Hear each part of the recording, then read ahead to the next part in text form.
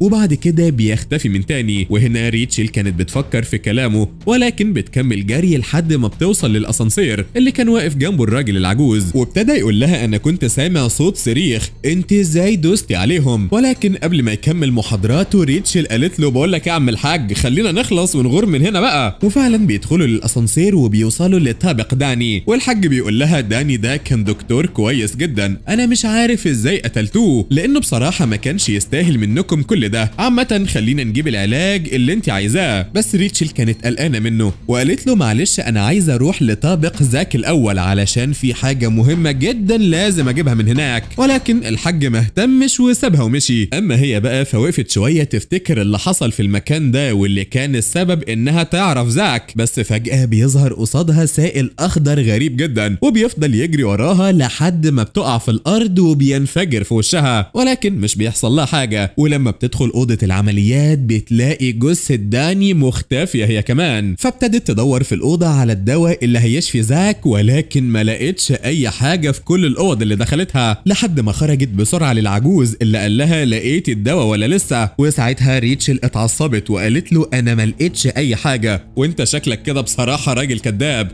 انا عايزه اروح لزاك حالا. فوقتها جراي العجوز بيقول لها انا ما اعرفش الدواء اختفى ليه، ولكن حابب اقول لك ان انت السبب في كل المصايب اللي حصلت لحد دلوقتي. عامه يا ست الحسن انت انزلي لطابق زاك يمكن تلاقي شاش من بتاعه. وفعلا بتقرر تنزل لطابق زاك والعجوز معاها، وبنرجع لزاك اللي بيفتكر اللي حصل بعد ما قتل الست وجوزها، وساعتها خرج من البيت وفضل ماشي على الطريق لحد ما في النهايه بنت كده وقفت له بالعربيه، ولكن اتصدمت من شكله ده، ولكن زاك ما ادهاش اي فرصه وقسمها نصين بالسكينه اللي معاه. وبعد كده دخل العربيه ونام فيها لحد الصبح. بس بعد كده صحاه راجل عجوز كده وبيتضح انه اعمى، ولما حس ان زاك جعان اخده البيت واهتم بيه، وكمان قال له خليك في بيتي طالما يا ابني مالكش اهل كده. وفعلا زاك بينام في بيته، ولكن بيحس بعد كده انه مش مرتاح، فبيسحب سكينته وبيروح لاوضه العجوز، بس بيراجع نفسه كده وبيقول انا لو قتلته مش هستفاد حاجه، على الاقل هو بياكلني دلوقتي ببلاش. وبيطلع من البيت واول واحد بيقابله كان سكران طينه، فبيقتله بكل برود. بس برضه زاك ما كانش مرتاح، وحتى كمان السكينه اللي معاه اتبهدلت جدا، فرماها ورجع للبيت. والعجوز لما شم ريحته وحط ايده لقى دم، وساعتها زاك قال له ده دم شخص كنت عايز اقتل حد كده ولكن قتلته بالصدفه. ووقتها الراجل ما استغربش ولا حتى اتعصب، ده راح جاب له جاكيت كده وقال له نام يا حبيبي شكلك تعبان دلوقتي. وتاني يوم زاك بيصحى على صوت الباب اللي اتقفل لما العجوز مشي، ووقتها زاك فضل مستنيه وهو مش عارف هو اتاخر ليه، لحد ما لقى ورقه كده العجوز سايبها له، بس طبعا ما كانش بيعرف يقرا، فرماها وفضل يكسر في البيت لحد ما لقى سكينه، فاخدها وخرج ولقى الناس متجمعه على جثه العجوز. وبعد شويه كده بنلاقي واد وبت ماسكين المحفظه بتاعه العجوز اللي قتلوه، لحد ما زاك دخل عليهم وفضل يقطع فيهم بالسكينه، ومن ساعتها وهو قرر يتحول لسفاح. وبنرجع بعدها للحاضر عند زاك اللي قاعد في الارض وهو تعبان، لحد ما فجاه بيظهر قصاده شخص كده وبيقول له ياه انت بقيت ضعيف ومش قادر تتحرك، ايه رايك بقى اقتلك واريحك من الحياه دي كلها؟ ولما بيبص له بيتضح انه داني ولكن عيونه غريبه شويه، فزاك بيقف بسرعه علشان يهاجمه ولكن ما بيقدرش بسبب جروحه. وساعتها داني بيعرفه انه لسه عايش علشان كان لابس واقي ضد الجروح، فما تاثرش قوي بضربه الفاس بتاعته. وبعدها بيساله على ريتشل، فزاك بيستفزه وبيقول له قتلتها، هي كانت تلزمك في حاجه شبح ولا ايه؟ وهنا داني اتجنن على الاخر لما عرف انه خسر عيون ريتشل الجميله واللي كان بيحاول يخليها عايشه طول الفتره اللي فاتت بسبب عيونها الحلوه دي، فابتدى يتشنج وكان متعصب على الاخر. بس زاك ما اهتمش وقال له انت مهتم بعيونها اما انا مهتم بحياتها، ووعدتها لما نخرج من هنا هقتلها ومحدش هيقتلها غيري. وساعتها داني لما عرف ان ريتشل لسه عايشه فرح على الاخر وقال له بالمناسبه دي بقى انا عندي دواء هيساعدك ولكن بشرط اقتل ريتشل واديني عيونها. بس طبعا زاك رفض تماما ورفع الفاس علشان يقتله ولكن ما كانش قادر يقف اساسا. وداني استخف بيه واتحرك علشان يمشي وهو متاكد ان زاك متكسح دلوقتي ومش هيقدر يجي وراه. وبالفعل زاك ما قدرش يستحمل ووقع على الارض. في نفس الوقت ده ريتشل بتوصل للطابق السادس بتاع زاك وبتدخل لاوضته وبتفضل تدور لحد ما لقت الشاش والسكينه، فبترجع للعجوز وبينزلوا للطابق الثاني ولكن بيتصدموا لما لقوا جسم زاك مختفي والدم منتشر بشكل كبير. وساعتها ريتشل بتبص لجراي بشك كبير، فهو بيفهم نظراتها وبيقول لها داني ما ماتش وعايز ينتقم منك لانك السبب في كل المصايب اللي حصلت في المبنى، انت مريضه ونرجسيه ومش عايزه غير مصلحتك وبس، فعلشان كده لازم تموتي طبعا. وهنا بيحرك كتابه علشان يبدا يعاقبها، بس فجاه دخانه البنفسجي بيملى المكان وبيظهر تعبان ضخم جدا وبيبدا يجري ورا ريتشل اللي فضلت تجري برعب لحد ما لقت زاك في وشها وبتحاول تسحبه علشان يهربوا من التعبان ده، ولكن زاك بيوقعها على الارض علشان تفوق. وبتعرف بعد كده ان ده مجرد وهم، فبياخد منها السكينه بتاعته وبيحاول يقف ولكن ريتشل بتمنعه. واول لما بتمد ايديها علشان تغير له على الجرح بيوقعها على الارض وهو متعصب، وبيكون مستغرب من تعابير وشها الغريبه دي. وساعتها بيقعد وبيقول لها الوليه المجنونه كان عندها حق، لاننا يا دوب مجرد ادوات بنعذب بعض، انا يا ريتشل وحش والوحوش مش بتموت بسهوله. وفعلا بيكملوا طريقهم لحد لما بيلاقوا اثار دم على الارض، ووقتها ريتشل بتتوقع انها للدكتور داني، فبيقرروا يمشوا ورا الدم علشان يوصلوا له وياخدوا العلاج، لحد ما ريتشل بتلمح رسمه غريبه كده، واول لما بتقرب منها زاك بيشوف عيون غريبه فبيروح وبيبعدها بسرعه. وهنا بيظهر التعبان الضخم وبيبدا يقتله، وبيخلي ريتشل تدور على مخرج تاني. واول ما بتقول له انها لقت الباب بنشوف التعبان بيدخل من كسر كبير كده في الحيطه وبيسيبهم، وزاك كان بيمشي بصعوبه لحد ما لقى التعبان فوق ريتشل بالظبط، ووقتها بيجري بكل سرعته لحد ما بيقتله وبيشقه نصين. وريتشل كانت واقفه مصدومه ومش عارفه تتكلم من اللي حصل، اما زاك فكان تعبان على الاخر وهو بيقول منكم لله انا مش قادر اتحرك، ولكن بيضطر يقوم وبيكملوا طريقهم لحد ما بيدخلوا اوضه كده، ولكن بيقع من تاني. وريتشل ساعتها بتتكلم بخوف وبتقول له يا ابني انت متكسح والحركه الكتيره اللي انت بتعملها دي ما تنفعش، خليك مكانك وانا لازم الاقي لك العلاج. بس زاك كان مستغرب وقال لها انت مالك بقيتي غريبه كده ليه وعلى طول خايفه وكل شويه تصرخي، انت في الاول كنت بارده ومش بتنطقي حتى ولا حاسه بالذنب، وانا بقى ما ينفعش اسيبك لوحدك المره دي علشان هتموتي. وساعتها ريتشل حاولت تطمنه وعرفته ان معاها مسدس وهتعرف تحمي نفسها، ولكن زاك قال لها طب وريني المسدس ده كده، ولما بتطلعه بيفتحه وبيعرف انه فاضي، يعني من الاخر كده ملوش لازمه اصلا. فبيزعق لها وبيقول لها انت اتجننتي ولا عايزه تموتي. ووقتها ريتشل بتنهار على الاخر وهي بتقول له انا لازم انقذك وانت بقى لازم تنفذ وعدك. ووقتها بينام في الارض وبينزف بكميه كبيره، وبيقول لها انا هنام هنا وانت يا ست بقى اعملي اللي انت عايزاه، ولكن خدي السكينه دي معاكي، انا بصراحه مش عارف هتعرفي تستخدميها ولا لا بس خليها معاكي احتياطي. وفعلا بتاخدها وبتجري بسرعه وهي ناويه تنقذ زاك، وبتفضل تجري لحد ما بتدخل من ممر كده كان في شمعه بيطلع منها الدخان البنفسجي. بس ريتشل ما كانتش فاهمه حاجه لحد ما ظهر لها ارنب غريب كده وفضلت تجري وراه ووقعت من ارتفاع عالي جدا، وفجاه لقت نفسها في القبر وفي وشها ايدي، وبيبص لها كده وبيقول لها اخيرا رجعتي لي يا ريتشل. بس ريتشل ما اهتمتش وقالت له ابعد عن طريقي انا مش فاضيالك، ولكن ايدي فضل يضرب بالفاس حواليها وبعدها قفل عليها القبر. وريتشل برضو ما كانتش مهتمه باي حاجه غير بزاك وبس، وفضلت تضرب بالسكينه في القبر الغريب ده لحد ما لقت نفسها على كرسي العقاب بتاع القاضيه اللي ظهرت قصادها وهي بتضحك بشر شديد، وشغلت الكهرباء وولعت فيها. وبعدها لقت نفسها في اوضه تانية وقصادها مرايه وفيها ظل القاضيه دي، وساعتها بتتعصب وبتغرز السكينه في المرايه فبيطلع منها دم كتير، بس كمان بيظهر لها صوره زاك. ووقتها بتنتقل للمعبد وبتسمع صوت العجوز بيقول لها حتى لو وعدك فما ينفعش تصدقيه، وبتشوف قصادها صور كتيره جدا واصوات مزعجه، فبتنهار على الاخر وهي بتقول له انا هخلي زاك يقتلني، ابعد يا عم انت بقى عني. بس وقتها بيقفل كتابه وبيظهر قصادها وهو بيقول لها انت عايزه ايه،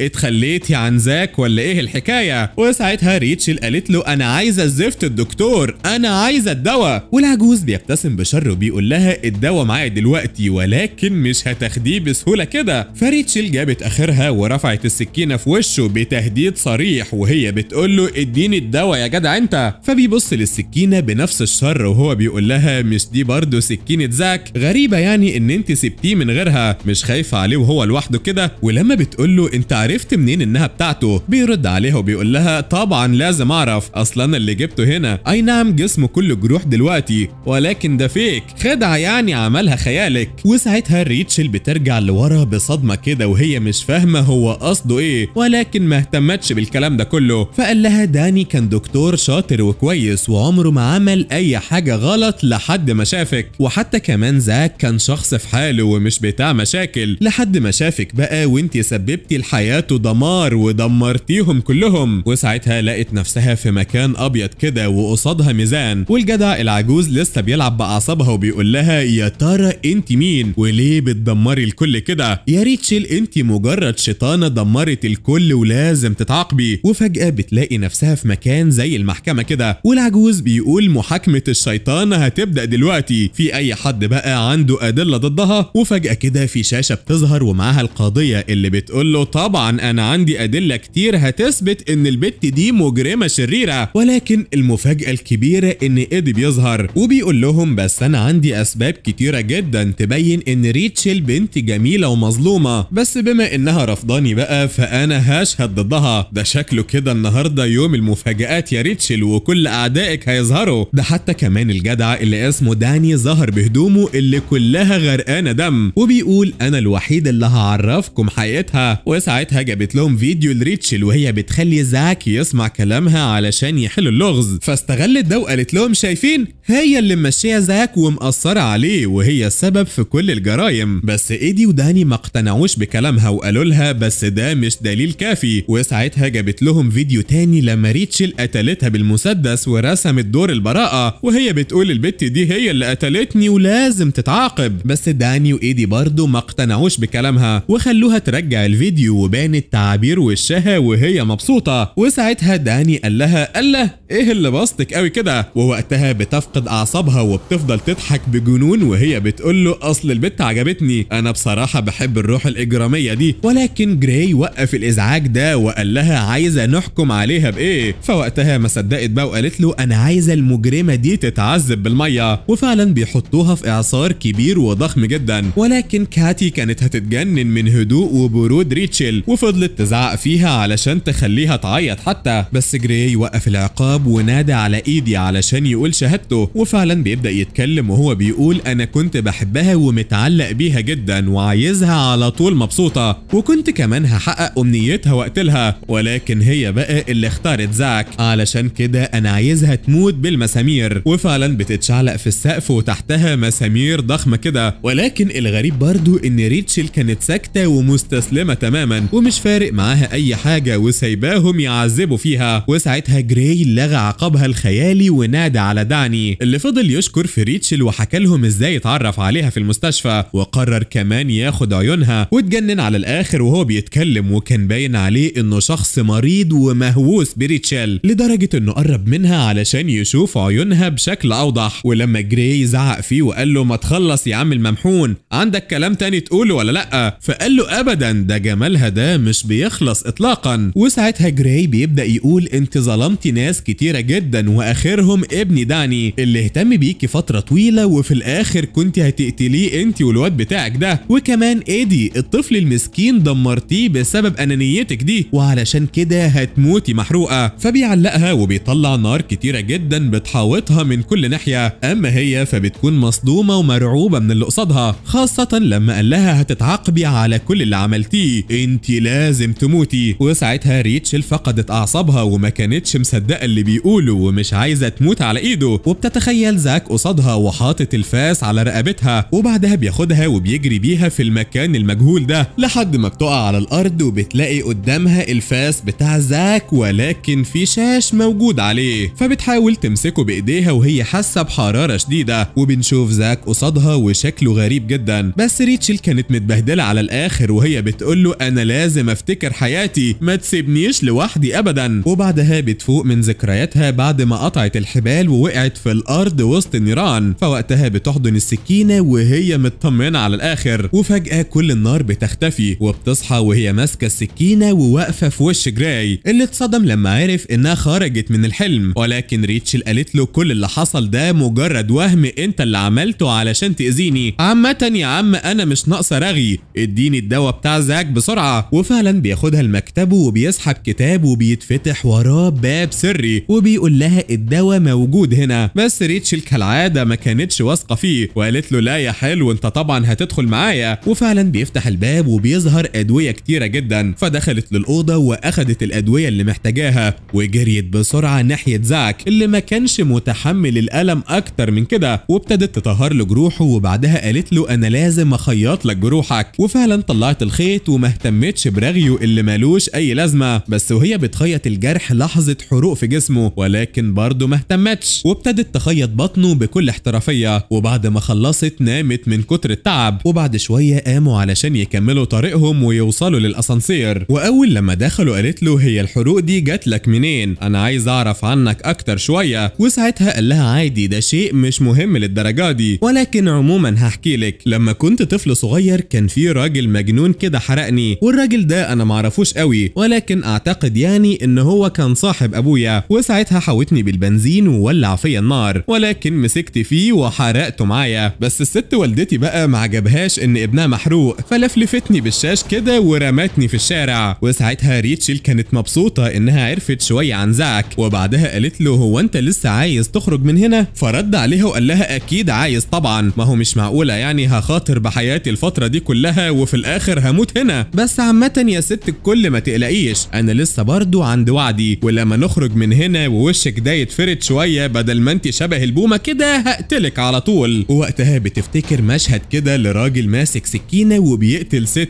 فبتتخض وبتقول له في الحقيقة أنا، ولكن سكتت شوية وقالت له خلاص يا عم مش مهم. وساعتها زاك اتجنن وقال لها ما تنطقي ياما في ايه. بس بعدها بيوصلوا للسطح وزاك بيخرج، ولكن ريتشل فضلت مكانها وهي مش قادرة تتكلم ولا تقول له الحقيقة اللي لازم يعرفها، وفي نفس الوقت مش عارفة تتصرف ازاي، خاصة ان زاك بيكره الكدابين ومستحيل يسامحها. فقررت ما تقولش الحقيقة علشان زاك ما يكرههاش. بنرجع وبنستكمل احداثنا من تاني مع زاك وريتشل اللي كانت مرعوبة من اول لما وصلوا للطابق الجديد، خاصة لما لقوا دم على الارض. وساعتها كانت بتحاول توقف زاك ولكن مش قادرة تتكلم، لحد ما دخلوا اوضة كده منظرها غريب والدم في كل حتة، وكمان شافوا جثتين. فوقتها بتتجنن على الاخر وهي بتقول لزاك اقتلني بسرعة ارجوك اقتلني. ولكن فجأة الكتاب اللي على الارض بيتفتح وريتشل بيغمى عليها، وساعتها زاك بيتجنن وهو بيحاول يفوقها، لحد ما بيقرر يدور في المكان يمكن يلاقي اي مخرج تاني. ولكن بيتصدم من داني اللي ظهر بسرعة وراح لأوضة ريتشل وقفل عليهم الباب، واخد نفسه كده وقال اخيرا ريتشل بقت بتاعتي. عامة لو انت عايز تنقذها يبقى لازم تدور في المكان ده وتعرف حقيقتها اللي مخبياها عليك. وبنشوف زاك بيحاول يكسر الباب، ولما معرفش يكسره قرر يسمع كلامه ويدور في المكان لحد ما وصل لأوضة هادية كده وفيها صور لراجل ومراته. واول لما مسك الصورة المكان اتكسر وحد كان بيهاجمه في الضلمة، وساعتها زاك كان بيتصرف بتهور وبيكسر في كل حاجة لحد ما في النهاية لقى باب سري تحت الارض، ولكن الباب ده كان مقفول. لحد ما وصل للبانيو كده وحط ايده وطلع المفتاح وفتح الباب ونزل تحت الارض وقتل الحيوانات اللي قابلته، وكمل في طريقه لحد ما فجأة الارض اتكسرت من تحته ولقى نفسه في مكان غريب. بس قبل ما يقع لقى حد فوقه. وبنرجع بقى لريتشل اللي صحيت على صوت الدكتور وهي مرعوبة من اللي شايفاه، ولما هي بتحاول تفتح الباب بيبص لها وبيقول لها تفتكري ايه اللي هيحصل لما زاك يدور في الطابق ويعرف حقيقتك؟ بس خلينا الاول نستنى ونشوفه هيرجع عايش ولا ميت. وبنرجع لزاك اللي كان بيحاول يتماسك بصعوبة، واول لما الارض اتكسرت لقى جراي مسك ايده. بس زاك ساعتها قال له انت هتنقذني ليه؟ فرد عليه وقال له علشان انا مش عايزك تموت دلوقتي. وبيطلعه من المكان وبيبدأ يتخانق معاه وهو بيقول له انا كنت مفكرك قاتل محترف، ايه اللي غيرك كده وعايز ليه تخرج من المبنى؟ ما انت مرتاح يا عم معانا، يبقى ليه بقى تسمع كلام ريتشل؟ ووقتها زاك بيفتكر الوعد اللي وعده لريتشل وكل اللي مروا بيه، بس بينفي كل الكلام ده وما بيقدرش يرد عليه لحد ما جراي قال له انتوا الاتنين مختلفين ولازم اعمل عليكم اختبار، ولكن قول لي الاول هو انت حاسس بايه ناحية ريتشل؟ بس زاك رد عليه وقال له مالكش فيه وحل عن دماغي شوية وقول لي بقى هحل اللغز ده ازاي؟ وساعتها بيقول له اطلع من الباب اللي فوق ده، بس لازم تحط عليه اللوحة اللي هتلاقيها في الأوضة دي. وفعلا زاك بيطلع الأوضة وهو مش همه أي حاجة. وبنرجع لريتشل والدكتور المجنون اللي شغل لها التلفزيون، وبسبب كاميرات المراقبة اللي في كل مكان فكان عارض كل تحركات زاك اللي بالفعل دخل الأوضة الغريبة دي وهو مستغرب من شكلها لحد ما بيتصدم لما بيلاقي صورة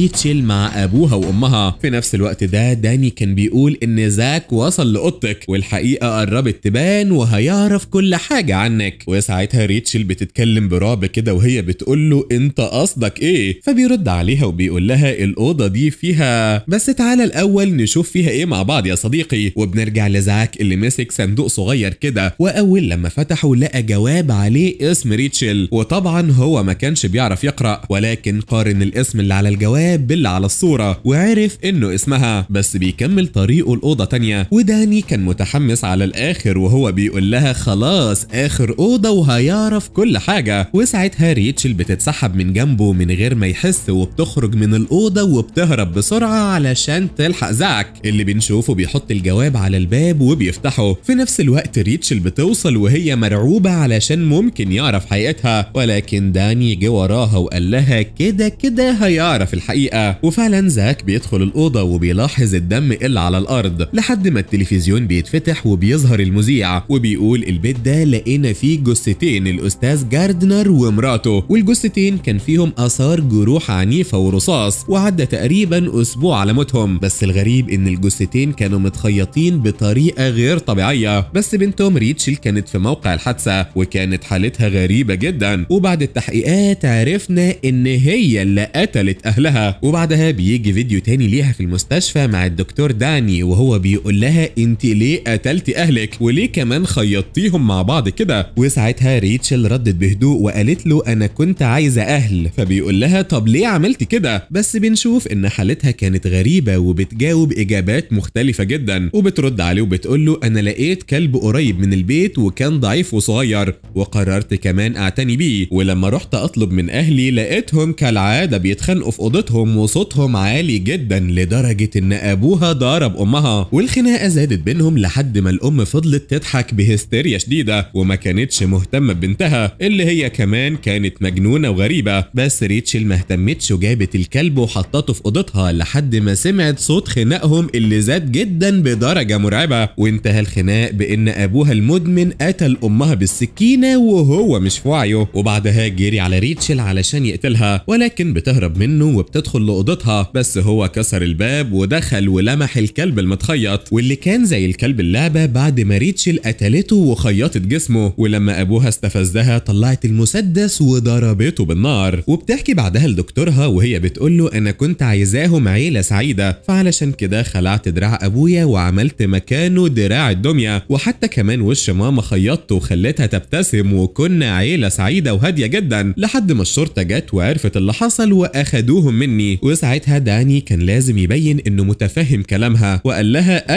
ايوه شاطره طبعا، بس قولي لي بقى هو انت لقيتي حيوان تاني في الميتم اللي كنت فيه؟ انا سمعت ان انت كنت بتعتني بيه ولكن بعدها هم لقوه ميت، هو انت اللي قتلتيه ولا ايه اللي حصل؟ ووقتها ريتشل بكل شرود وتوهان قالت له ايوه، ولكن انا كنت بحبه قوي علشان كده خليته ملك لوحدي. وهنا داني كان بيحاول يربط كلامها ببعضه ولاحظ ان كل الحوادث اللي عملتها علشان تخلي الحاجه ملكها، فبيقرب منها وبيقول لها انا زيك على فكره وقتلت والدتي علشان اخد عيونها، انت تعرفي بقى ان عيونك شبهها جدا بنفس الهدوء والجمال. بس زاك اللي كان مراقب كل حاجه ما عجبهوش اللي حصل ده وكسر التلفزيون وبيقول بعصبيه المفروض كده ان انا عرفت كل حاجه عنها، قولوا لي بقى انا استفدت ايه من الفيلم ده؟ وخرج بره الاوضه بكل برود وهو ناوي يقتل الدكتور المجنون. وفعلا بيوصل للاوضه وبيفتح الباب وبيلاحظ ان منظر ريتشل غريب جدا، بس بيقول لها انت بتقتلي كل اللي بيدخلوا للدور ده مش كده ولا ايه؟ ولما بيلاقيها ساكته بيبدا يزعق فيها، ولكن داني بيضرب نار في السقف وهو بيقول له ما تستعملش معاها العنف. بس زاك ما اهتمش بكل اللي شافه ولا اللي بيحصل لانه كان عايز يعرف بس اجابه سؤاله. اللي اتكلم وقال لها انت بتقتلي كل اللي دخلوا هنا، معنى كده بقى ان انت ناويه تقتليني؟ ولكن هي ما بتردش عليه، وداني بيستغل ده وهو بيقول ايوه عايزه تقتلك وانا هساعدها على ده. وساعتها بيوجه المسدس عليه وهو بيقول له طول الفتره اللي فاتت هي كانت هاديه معاك ولكن هي دلوقتي عندها انهيار عصبي بسبب اللي شايفاه. واخيرا ريتشل بتتكلم وهي بتقول انا بس كنت عايزه حاجات مثاليه وملكي انا وبس. وفي الوقت ده داني بيقول له اديك يا عم عرفت كل حاجه وانها كانت بتخدعك من الاول، فيا اما تمشي وتسيبها يا اما هقتلك. ولكن زاك كان مصدوم من اللي بيسمعه، وهو بيقول لها انت فعلا كدبتي عليا، ما تردي وتقولي لي. واخيرا بترفع راسها وبتقول له انت مش هتتخلى عني صح كده؟ بس زاك بيرد عليها وبيقول لها لا خلاص انا هتخلى عنك، انا ما بقتش عايزك خلاص. فوقتها ريتشل بتتصدم جدا، والدكتور بيقول لها انا عايزك وهحقق لك كل امنياتك. بس ريتشل بتقول لزاك يا تقتلني يا اما هقتلك دلوقتي. ده كمان بتطلع المسدس وبتضرب عليه طلقه بتعدي من فوق دراعه، والدكتور الحريقه كان واقف بيشجعها وبيرفع مسدسه على زاك وهو بيقول له انا لازم احقق امنيتها. ولكن ريتشل ما استحملتش كل الضغط اللي بيحصل ده وهربت منهم. اما زاك بقى فجري وراها، ولكن ريتشل ما كانتش رحماه، مره تكهربه ومره تولع فيه ومره ترمي الكوره في وشه لحد ما بقوا مع بعض في اوضه واحده. وساعتها بترفع سلاحها ناحيته، وزاك من الناحيه التانيه حط الفاس على رقبتها. بس ريتشل قالت له انت كنت وعدني انك هتقتلني، ولكن انا اللي هقتلك الاول. وساعتها ضربت ازاز الشباك واختفت. بس بيفضل يدور عليها لحد ما بيلاقيها في اوضه جثه ابوها وامها، وقبل ما يتكلم لقى داني وراه وحاطط السلاح على راسه. وريتشل من الناحيه التانيه كانت واقفه قصاده وموجهه عليه السلاح، وفجاه داست على الزرار وضربت نار. وزاك كان مرعوب على الاخر من الصدمه، بس اتصدم لما الطلقه جت في داني اللي وقع في الارض وهو بيطلع في الروح، وكان مصدوم في ريتشل جدا اللي بتقول لزاك اقتلني بقى والا هقتلك انا علشان تبقى ملكي. وفعلا بتوجه عليه السلاح، بس زاك اتعصب وجاب اخره وهو كمان رفع سلاحه وضربها كمان في رجلها ووقعها في الارض وداس على ايديها، وهو بيقول لها انا مستحيل اخلي طفله زيك تقتلني، ولكن هنفذ لك اللي انت عايزاه وهقتلك دلوقتي يا ريتشل. وبيرفع سلاحه وهو مش شايف قدامه من العصبيه. بس ريتشل فضلت تصرخ وهي بتقول له لا لا ما تقتلنيش، انا مش عايزه اموت هنا. ولكن زاك مهتمش وهو بيقول لها انت اتجننت يا بت، مش كل هدفك من البدايه ان انا اقتلك؟ هو انت نسيتي انا مين ولا ايه؟ فوقي كده يا ماما، انا قاتل وقتلت كمان ناس كتيره، انا مش فاهم انت فيكي ايه، ما تتكلمي. وساعتها ريتشل ابتدت تعيط وهي بتستوعب كلامه وبتتخيل مناظر غريبه قصادها. بس زاك بيقول لها فوقي وافهمي ان انا زاك اللي وعدك انه يقتلك، ولكن انا مش هجبرك على حاجه، فانت بقى قرري انت عايزه ايه بالظبط. بس ريتشل انهارت وفضلت تعيط لحد ما اخيرا فاقت من الحاله الغريبه اللي دخلت فيها دي، وابتدوا كمان يفكروا هيخرجوا من هنا ازاي. وفعلا بيكسروا البيبان وبيتجولوا في المكان، وده علشان ريتشل مش فاكره اي حاجه في بيتها، لحد ما في النهايه بيوصلوا للمصعد اللي ما كانش شغال بسبب ان النور قاطع. فبتعرفوا ان في مولد كهرباء وبتطلب منه تروح لوحدها بما انها اخر مره تزور بيتها. وفعلا زاك بيوافق، والبت الكئيبه دي بتنزل الاوضه لوحدها وهي بتقول له انا اسفه لان مفيش وقت خيطك. بس اول لما بتنزل وبتمشي شويه كده بتتصدم لما بتسمع صوت صندوقها الغنائي، فبتجري بسرعه على الاوضه وبتلاقي جراي في وشها. وساعتها بتدور على المسدس ولكن مش بتلاقيه. اما هو بقى فبيقول لها اهدي كده انا مش هاكلك، بس انا كده بصراحه عايز اسالك سؤال، انت اكيد ما حبيتيش زاك صح كده؟ فعايز اعرف بقى قصدك ايه من الليله دي كلها، خاصه ان الحاكم مش موافق على كلامكم. بس ريتشل بتقول له انا وزاك وعدنا بعض وده ملوش علاقه بكلام الحاكم. فوقتها بيقول لها انت غبيه لان زاك ضعيف ومش هيعرف يحقق امنيتك، ما كانش ينفع من الاول تثقي فيه وتغدري باصحابك. ولكن ريتشل بتقول له انا واثقه في زاك وواثقه في كلامه، مالكش انت دعوه يا عم، انا واثقه فيه علشان قلبي اللي اختاره. بس جراي كان مستغرب من كلامها وهو بيقول لها ازاي لسه عايزه تموتي؟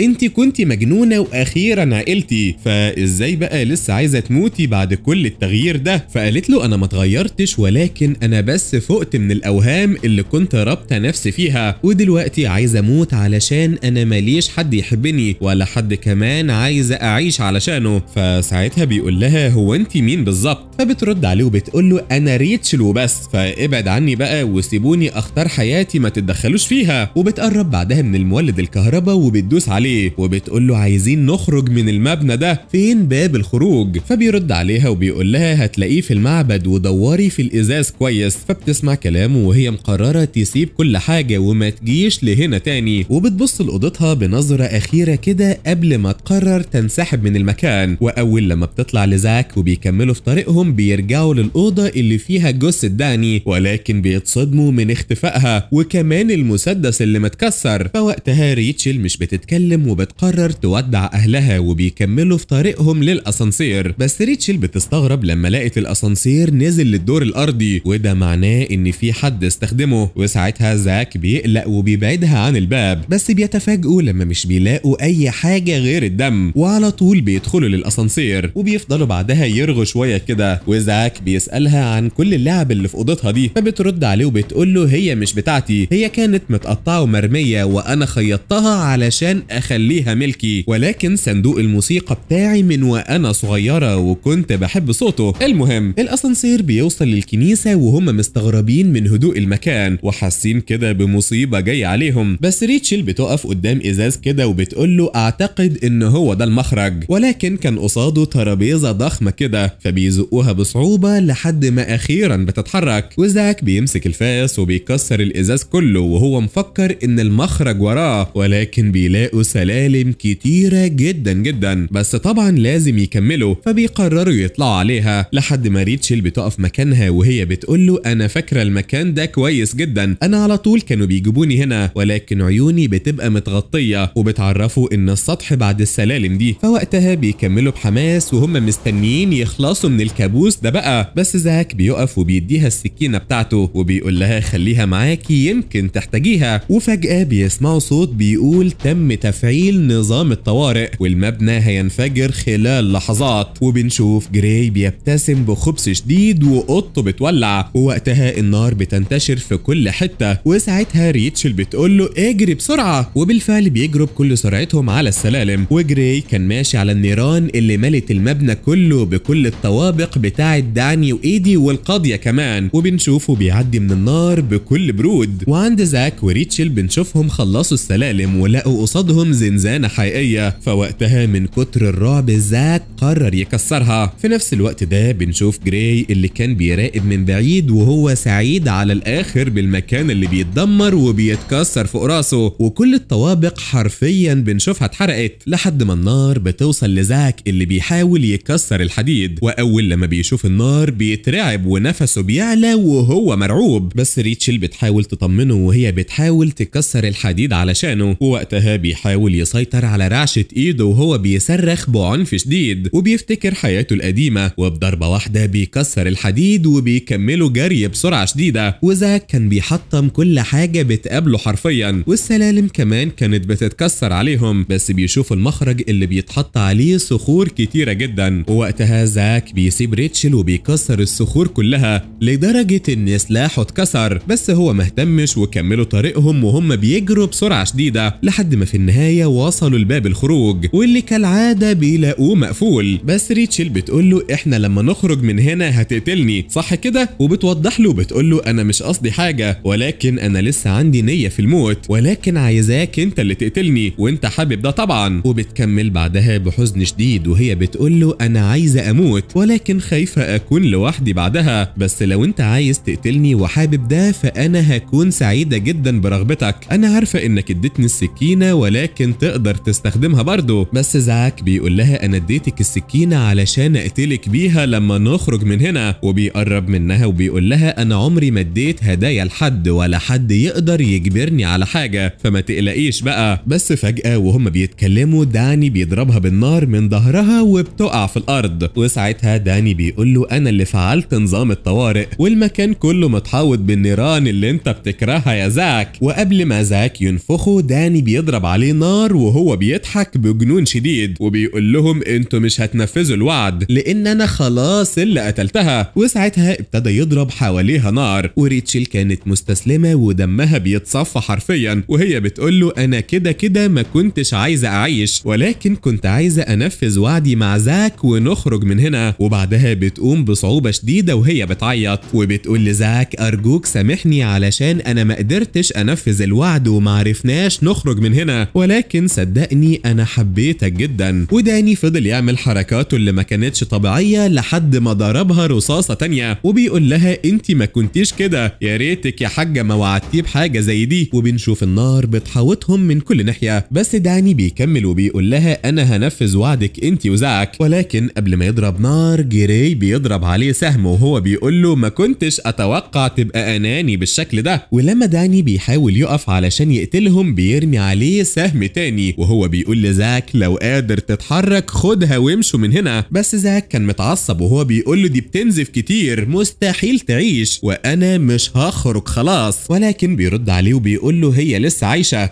اخرجوا بقى من هنا وانقذها. وفعلا زاك بيشيلها علشان يخرجوا، بس داني بيقوم من جديد وهو مجهز مسدسه، بس العجوز فضل يرمي عليه اسهم من كل حته لحد ما الاتنين خرجوا من المبنى اخيرا. وداني كان هيتجنن ومتعصب من العجوز اللي خلاهم يهربوا، بس العجوز بكل هداوه كده قال له احنا دمرناهم بما فيه الكفايه، والاتنين بيحبوا بعض جدا. وبيكمل وبيقول ريتشل قدرت تغير زاك المريض واللي بيستمتع بتعذيب ضحاياه، وخلته كمان يتخلى عن حاجات كتير علشانها، ولازم طبعا يخرجوا من هنا. ولكن فجأة المكان النار بتزيد فيه جدا وبيبدأ يتفجر وبينهار عليهم. وبنروح لزاك اللي كان شايل ريتشل وبيمشي بصعوبة علشان يخرجوا من آخر باب في المكان المنيل ده، وأخيرا الباب بيتفتح وبيشوف النور وبشر طبيعية. بس زاك كان زي الطفل الصغير بيبص للناس باستغراب شديد، وبيبص لريتشل اللي كان مغمى عليها وهو بيقول لها اصحي بقى انا مش عارف اتصرف، ارجوكي اصحي دلوقتي. لحد ما بيسمع صوت الشرطة وبيقول اخيرا هي دي اللي هتنقذها اكيد. ولكن الشرطة حوطوه من كل مكان وهم بيقولوا له سيب البنت في حالها وما تحاولش تقاوم حتى، وكانوا كمان مفكرينه مجرم وعايزينه يسيب ريتشل ويسلم نفسه. فوقتها بيبص لها بصة اخيرة وهو بيقول لها انا ما نسيتش وعدي ليكي، ولكن ارجوكي بلاش تستسلمي. وبيسيبها على جنبه وبيستسلم تماما للشرطة اللي بتكتفه في الارض بكل عنف. والاسعاف بتشيل ريتشل المصابة وبيتحركوا بيها. وتاني يوم الجرايد بتتكلم عن المبنى اللي اتحرق وظهر منه ريتشل وزعك، والشرطة بعد كده بتحاول تحل القضية الغريبة دي، انما ريتشل كانت في المستشفى ولسه مغمى عليها. بس الاعلام بيتكلموا عن ريتشل بنت الاتنين المقتولين واللي كانت مخطوفة اثناء التحقيق في قضية اهلها، انما زاك بقى فهو ده المجرم اللي متهم بحرق وتفجير المبنى ومتهم كمان بجرائم قتل كتيرة جدا. وبعد فترة كده المأمور بيتكلم مع المذيعة عن زاك القاتل المختل اللي اعترف انه قتل ناس كتيرة فعلا، ولكن ما قتلش اهل ريتشل ولا فجر المبنى. وبعدها بنشوف الدكتورة المسؤولة عن حالة ريتشل واللي بتقول ان ريتشل مكتئبة وهادية جدا ومش راضية تتكلم، ولكن بتسأل عن القاتل بشكل مستمر وواضح كده انها خايفة عليه. ولكن انا مخبية كل المعلومات عنها علشان حالتها ما تتدمرش، وكل هدفي ان انا اخليها بخير وبس. وبعد فترة ريتشل بتفوق وبتنتقل لمستشفى الامراض النفسية، بس كانت ساكتة تماما ومش قادرة تسمع اي كلمة من الدكتورة اللي بتفضل ترغي قصادها علشان تحسن من حالتها. ولكن لا حياة لمن تنادي، لان ريتشل رجعت لسكوتها وبرودها الشديد من تاني، لحد ما في يوم بتقرر تخرجها وبتخليها تقعد لوحدها. ولكن ريتشل بتمشي وبتدور عليها لحد ميعاد جلستها ما يجي، والدكتورة بتطمن عليها وبعدها بتقول لها انا عارفة انه مش وقته، بس زاك القاتل للأسف اتحكم عليه بالإعدام. والمفاجأة ان ريتشل بتتلقى الخبر بكل برود وبتروح لأوضتها كمان علشان تنام، بس اول لما بتغمض عينيها بتتفاجأ بالإزاز اللي اتدشمل وظهر منه زعك. فوقتها بتتصدم وهي بتقول له انت بتعمل ايه هنا؟ مش المفروض ان انت في السجن؟ فرد عليها وقال لها عيب عليكي انا خرجت طبعا. فقالت له يعني انت دلوقتي جاي تقتلني وتنفذ وعدك صح كده؟ فبيقول لها اكيد طبعا انا عمري ما خلفت بوعدي قبل كده، بس اخلصي بقى علشان الحكومة حوطت المكان، ولو انت لسه هتنفذي وعدك هاتي ايدك ويلا نموت مع بعض. وبالفعل بتديله ايديها وهي متأثرة بكلامه جدا، وفعلا بينطوا من الشباك وهي بتقول له ارجوك اقتلني. وبكده يا ابطال نكون ختمنا مع بعض حكاية ريتشل وزعك. فما تنسوش تقولوا لي رأيكم طبعا في الكومنتات علشان هتفرج عليها بنفسي، ولو عايزين نعمل لكم انميات مخصوصة اكتبوا لي اساميها في الكومنتات، واشوف بقى وشكوا على خير يا ابطال. سلام.